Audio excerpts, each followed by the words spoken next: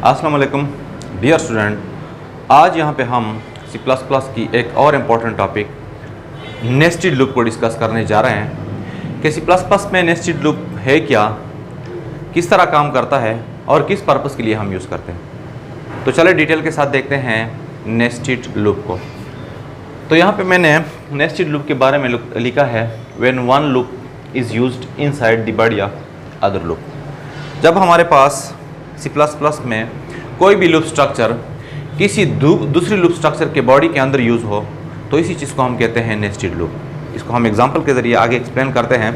Next point है the first one is outer and the second one is called inner loop. यानी जो हमारे पास पहले वाला होगा उसको हम आउटर लूप कहेंगे और उसके बाद जो दूसरे नंबर पे आएगा उसको हम कहेंगे inner loop. For one time execution of outer loop the inner loop will execute fully. मतलब जब हमारे पास आउटर लूप एक दफ़ा एग्जीक्यूट होगा तो उसके मुकाबले में जो इनर लूप होगा वो कम्प्लीटली एग्जीक्यूट होगा। किस तरह, अभी एग्जांपल के ज़रिए हम एक्सप्लेन करने की कोशिश करते हैं। तो डियर स्टूडेंट, जिस तरह मैंने कहा कि जब हम एक लूप के अंदर किसी दूसरे लूप का इस्तेमाल करते हैं, यानी एक लूप के बॉडी के अंदर कोई दूसरा लूप हम यूज़ करें तो इसी चीज़ को हम कहते हैं नेस्टेड लूप। तो यहाँ पे एग्जांपल के ज़रिए एक्सप्लेन करने की कोशिश करते हैं, देखते जाएं। यहाँ पे मैंने लिख लिया मेन, दो वेरिएबल मैंने डिक्लेयर किया है ए और बी। यहाँ पे मैं फार लूप के ज़रिए एक्सप्लेन करने की कोशिश करता हूँ इस तरह। इसके बाद यहाँ पे वैल्यू ऑफ ए और यहाँ पे मैं लिखता हूँ \n फार, बल्कि इसको मैं एक और कॉलर के साथ लिखता हूँ for b is equal to 10, b less than और इक्वल टू 15 और यहाँ पे b++। यहाँ पे मैं लिखता हूँ सी आउट b की वैल्यू। इसके बाद यहाँ पे मैं लिखता हूँ \t इस तरह और यहाँ पे एंड लाइन।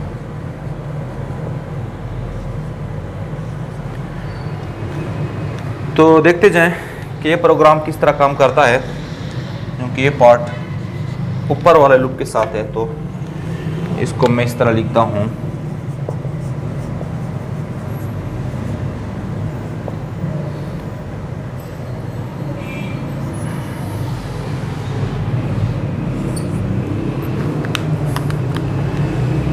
तो देखें यहाँ पे मैंने एक फार लूप के अंदर दूसरा फार लूप यूज़ किया है।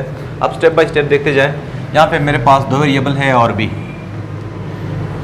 जिस तरह मैं प्रीवियस वीडियो लेक्चर में जिक्र कर चुका हूँ कि फार लूप में हमारे पास कंट्रोल फर्स्ट ऑफ ऑल यहाँ पे आता है इनिशियलाइजेशन की जानिब। ए की वैल्यू 1 से इनिशियलाइज होगा, इसके बाद ये कंट्रोल जाएगा यहाँ पे, यानी ए लेस देन और equal to 5 means 1 less than और इक्वल टू 5, क्योंकि यहाँ पे हमारे पास ए की वैल्यू है 1। इसके बाद ये जाएगा इधर, यानी बॉडी ऑफ फार लूप। ये स्टेटमेंट एग्जीक्यूट होने के बाद हमारे पास स्क्रीन पर रिजल्ट आएगा ए की वैल्यू, जो कि कितनी है 1। तो सपोज ये मेरे पास स्क्रीन है तो ए की वैल्यू हमारे पास डिस्प्ले हो जाएगी 1। इसके बाद \n का मतलब है कि नेक्स्ट जो कंट्रोल है वो नेक्स्ट लाइन में ट्रांसफ़र हो जाए। अब यहाँ पे आ जाए, इस स्टेटमेंट के एग्जीक्यूट होने के बाद कंट्रोल जाएगा यहाँ पे और यहाँ पे हमारे पास सेकंड लूप जो है उसका हेडर है यहाँ पे, देखिए वो यहाँ से इनिशियलाइज होगा बिल्कुल इसी तरह जिस तरह ये वाला है। तो बी की वैल्यू हमारे पास इनिशियलाइज हो जाएगी 10 से। अब वही मैकेनिज़्म कि इसके बाद कंट्रोल जाएगा यहाँ पे, यानी कंडीशन की जानिब। अब कंडीशन क्या है देखें, 10 की वैल्यू यानी बी में हमारे पास क्या है 10, तो 10 लेस देन और इक्वल टू 15, यानी हमारे पास कंडीशन यहाँ पे क्या है ट्रू। तो ट्रू होने के बाद कंट्रोल जाएगा यहाँ पे। तो इसके बाद हमारे पास बी की वैल्यू डिस्प्ले हो जाएगी जो कि है कितनी 10। तो बी हमारे पास यहाँ पे डिस्प्ले हो जाएगी 10 एग्जीक्यूट होने के बाद \t का मतलब है थोड़ा सा स्पेस, हॉरिजॉन्टल स्पेस। अब कंट्रोल जब यहाँ से टकराएगा तो जिस तरह मैं बार बार जिक्र करके आ रहा हूँ कि कंट्रोल जब हमारे पास बॉडी क्लोज के साथ टकराता है फार लूप में या किसी भी लूप में, तो वो ऊपर जाता है यहाँ पे इंक्रीमेंट पार्ट की तरफ। तो फार लूप में ये हमारे पास ऊपर जाएगा, लेकिन यहाँ पे अब दो लूप है, ये पॉइंट ज़रा नोट कर ले, दो लूप है, एक ये वाला और ये एक ये वाला। तो अब कंट्रोल किधर जाएगा, अब कंट्रोल इनर लूप की इंक्रीमेंट पार्ट की तरफ जाएगा यहाँ पे, और इसकी जो वैल्यू है बी की वो हमारे पास इंक्रीज़ हो जाएगी बाई 1। तो बाई 1 इंक्रीज़ होने के बाद जब यहाँ पे 10 थी तो क्या हो जाएगी 11। इसके बाद कंट्रोल यहाँ पे आएगा और यहाँ पे जो कंडीशन है वो कुछ इस तरह रीड होगा 11 लेस देन और इक्वल टू 15, 11 लेस देन और इक्वल टू 15। तो हमारे पास कंडीशन क्या है, ट्रू। तो ट्रू होने के बाद अगेन कंट्रोल जाएगा इस बॉडी की जानिब। तो देखिए यहाँ पे हमारे पास बी की वैल्यू दोबारा डिस्प्ले हो जाएगी जो कि कितनी है 11। इसके बाद बैक स्लैश टी से थोड़ा सा हॉरिजॉन्टल डिस्टेंस, इसके बाद कंट्रोल यहाँ से टकराएगा और अगेन यहाँ इनर लूप की बॉडी की तरफ की इंक्रीमेंट पार्ट की तरफ आएगा। तो अब वैल्यू हो जाएगी 12। तो 12 लेस देन और equal to 15 and so on. तो ये प्रोसेस अब इस तरह कंटिन्यू रहेगा और यहाँ पे हमारे पास वैल्यू डिस्प्ले हो जाएगी 12, 13, 14, कहाँ तक है 15 तक, 15 के बाद कंट्रोल अगेन यहाँ पे आएगा और यहाँ पे हमारे पास बी की वैल्यू हो जाएगी 16। तो जब बी की वैल्यू 16 हो जाती है तो देखें 16 लेस देन और इक्वल टू 15 ये हमारे पास फॉल्स हो जाती है। तो फॉल्स होने के बाद ये वाला पार्ट जो है ये स्किप हो जाएगा और कंट्रोल जाएगा यहाँ पे। अब ये जो एंड लाइन है ये बेसिकली इस आउटर लूप के साथ ही है। देखिए ये हमारे पास आउटर लूप का स्टार्ट है और यहाँ पे क्लोज है। तो एंड लाइन के बाद एंड लाइन की मदद से हमारे पास कंट्रोल यहाँ पे आएगा और जब कंट्रोल इस कर्ली ब्रैकेट क्लोज के साथ टकराएगा तो ये ट्रांसफर हो जाएगा कहाँ पे, यहाँ पे। देखें इनर लूप कंप्लीटली एग्जीक्यूट हुआ, इसके बाद आउटर लूप की जो क्लोज बॉडी है उसके साथ कंट्रोल टकराने के बाद गया यहाँ पे। तो यहाँ पे इसकी वैल्यू हो जाएगी हमारे पास कितनी 2 किस लिए हो रही है, बिकॉज हमारे पास जो पहली वैल्यू थी ए की होती 1। तो यहाँ पे ए की वैल्यू 2 होने के बाद कंट्रोल अगेन यहाँ पे आएगा और यहाँ पे हमारे पास चेक होगा ये कंडीशन, यानी 2 लेस देन और इक्वल टू 5, 2 लेस देन और इक्वल टू 5 हमारे पास अगेन कंडीशन क्या है, ट्रू। तो जब ये ट्रू है तो कंट्रोल वापस इधर आएगा और यहाँ पे ए की वैल्यू डिस्प्ले हो जाएगी कितनी 2। तो 2 डिस्प्ले होने के बाद नेक्स्ट हमारे पास है बैक स्लैश एन, जिसका मतलब है नेक्स्ट लाइन। तो इसके बाद कंट्रोल नेक्स्ट लाइन पे आएगा। अब नेक्स्ट लाइन पे आने के बाद कंट्रोल वापस इस लूप के साथ टकराएगा। तो इस लूप के साथ टकराने के बाद बिल्कुल प्रीवियसली जो हमारे पास एग्जीक्यूट हुआ कंप्लीटली, अब ये प्रीवियसली की तरह कंप्लीटली एग्जीक्यूट होगा। कितनी दफ़ा, एक हमारे लिए हमारे पास 10 के लिए, दूसरा 11, 12, 13, 14 और 15। तो इनर लूप कंप्लीट एग्जीक्यूट होने के बाद कंट्रोल अगेन यहाँ पे आएगा। तो यहाँ पे आने के बाद एंड लाइन की मदद से हमारे पास कंट्रोल नेक्स्ट लाइन पे जाएगा। अब इसके साथ टकराने के बाद अगेन आउटर लूप की जानिब। तो आउटर लूप में यहाँ पे वैल्यू हमारे पास हो जाएगी 3। तो यहाँ पे ज़रा पॉइंट नोट कर ले कि आउटर लूप जब एक दफ़ा एग्जीक्यूट होता है तो इनर लूप कितनी दफ़ा एग्जीक्यूट होता है, फुली। और जिस तरह अभी मैंने लिखा था कि for one time execution of outer loop the inner loop will be completely executed. अब इस तरह भी पॉसिबल है कि इस लूप के बॉडी के अंदर हम एक और लूप लगाए एंड सो ऑन। मतलब नेस्टेड लूप का हरगिज़ मतलब ये नहीं है कि इसमें सिर्फ 2 लूप होंगे। इसमें हम इस तरह भी कर सकते हैं कि एक लूप के बॉडी के अंदर दूसरा लूप, फिर दूसरे के बाद तीसरा लूप, तीसरे की बॉडी के अंदर चौथा लूप एंड सो ऑन। ये फिर हमारे रिक्वायरमेंट पे डिपेंड करता है। इसको हम कहते हैं, जो पहले हमने यूज़ किया है, आउटर लूप। आउटर लूप की बॉडी देखिए यहाँ से स्टार्ट हो रही है और यहाँ पे एंड हो रही है, और इसी बॉडी के अंदर हमारे पास ये जो लूप है इनर लूप ये यूज़ हुआ है, और इसी कंसेप्ट को हम कहते हैं नेस्टेड लूप। तो जिस तरह मैंने स्टार्ट में जिक्र किया कि नेस्टेड लूप सिर्फ फॉर लूप में पॉसिबल नहीं है, मतलब हमारे पास जितने भी लूप है, while loop, do while loop, सब के सब में हम नेस्टेड फॉर लूप यूज़ कर सकते हैं। और ये भी पॉसिबल है कि हम फॉर लूप के बॉडी के अंदर कोई वाइल लूप यूज़ करें, या वाइल के अंदर फॉर यूज़ करें, या डू वाइल यूज़ करें एंड सो ऑन। तो नेस्टेड फॉर लूप पे हमारे पास, या नेस्टेड लूप पे हमारे पास बहुत सारे एग्जांपल पॉसिबल है, लेकिन यहाँ पे हम सिर्फ इसकी कॉन्सेप्ट को क्लियर करने की कोशिश कर रहे हैं। अब नेक्स्ट हम क्या करते हैं, एक और प्रोग्राम लिखते हैं जिसकी मदद से हम स्टार को एक मखसूस पैटर्न में डिस्प्ले करते हैं। तो देखते जाएं। अब यहाँ पे नेस्टेड फॉर लूप की मदद से हम पैटर्न को डिस्प्ले करने की कोशिश करते हैं। जिस तरह हमारे पास डिफरेंट पैटर्न पॉसिबल होते हैं C++ में, आप लोगों ने देखा होगा, जो यूजुअली हम स्टार को डिस्प्ले करते हैं एक मखसूस शेप में। तो देखते जाएं, यहाँ पे मैं फॉर लूप यूज़ कर रहा हूँ। यहाँ पे इंट a = 1, a <= 5 और यहाँ पे मैं लिखता हूँ a++। इसके बाद यहाँ पे for int b = a, b <= 5 और यहाँ पे b++। यहाँ पे मैं लिखता हूँ cout और क्या स्टार।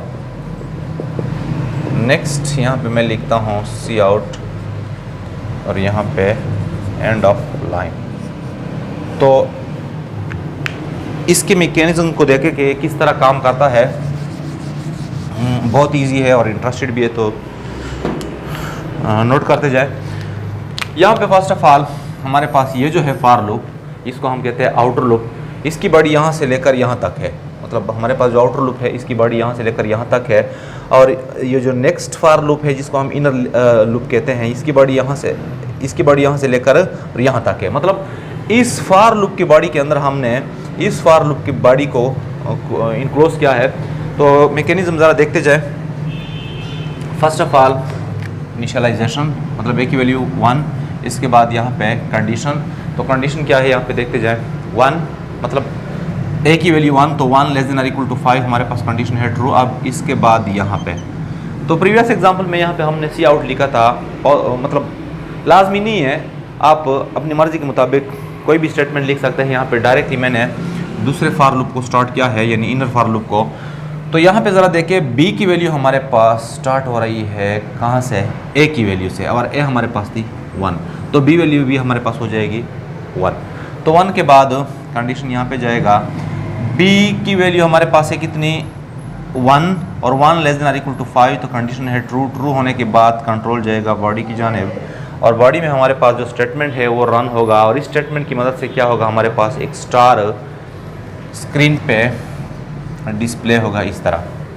इसके बाद कंट्रोल टकराएगा इस क्लोज के साथ, इसके बाद जाता है यहाँ पे। तो जब यहाँ पे जाएगा तो b की वैल्यू हमारे पास ऑटोमेटिकली इंक्रीज हो जाएगी बाई 1। तो यहाँ पे प्रीवियसली कितनी थी, 1, अब यहाँ पे हो जाएगी 2। 2 के बाद कंट्रोल यहाँ पे आएगा 2 <= 5, अगेन कंडीशन क्या है, ट्रू। ट्रू होने के बाद कंट्रोल जाएगा यहाँ पे, और ये स्टेटमेंट अगेन एग्जीक्यूट होगा। तो इसके एग्जीक्यूट होने से हमारे पास यहाँ पे एक और स्टार डिस्प्ले होगा इस तरह। इसके बाद कंट्रोल टकराएगा यहाँ पे, इसके बाद इधर b की वैल्यू हमारे पास हो जाएगी 3, फिर 4, फिर 5, मीन्स यहाँ पे हमारे पास स्टार इस तरह डिस्प्ले होंगे 3, 4 और यहाँ पे 5 के बाद अगेन ये कंडीशन वैल्यू इंक्रीज हो जाएगी 6। कंडीशन चेक होगी, लेकिन कंडीशन इज था फॉल्स। क्यों, बिकॉज 6 <= 5 जो हमारे पास है फॉल्स। तो फॉल्स होने के बाद ये इनर लूप जो है ये स्टॉप हो जाएगा। इसके बाद कंट्रोल जाएगा यहाँ पे आउटर लूप की बॉडी की जानिब। मतलब ये जो स्टेटमेंट है ये बेसिकली आउटर लूप के बॉडी में ही आता है। तो इस स्टेटमेंट के एग्जीक्यूट होने के बाद क्या होता है, कंट्रोल जाएगा यहाँ पे नेक्स्ट लाइन में। तो नेक्स्ट लाइन में जाने के बाद अगेन इसके पास टकराएगा, अगेन इसके पास आएगा और इसके साथ टकराएगा। इसके साथ टकराने के बाद ये जाएगा कहाँ पे, यहाँ पे। मतलब जो आउटर का क्लोज होता है इसके साथ कंट्रोल टकराने से ऊपर जो आउटर लूप है उसकी तरफ जाता है, और यहाँ पे हमारे पास a की वैल्यू हो जाएगी कितनी, 2। तो 2 के बाद ये कंडीशन दोबारा चेक होगा, तो हमारे पास इस दफ़ा होगा 2 <= 5 जो कि क्या है हमारे पास ट्रू है। ट्रू के बाद वापस कंट्रोल जाएगा यहाँ पे।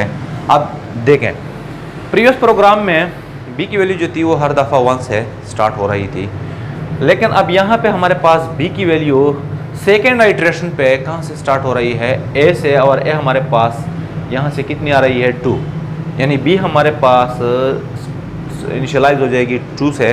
तो 2 से इनिशियलाइज होने के बाद कंट्रोल जाएगा यहाँ पे, तो 2 <= 5 हमारे पास है ट्रू।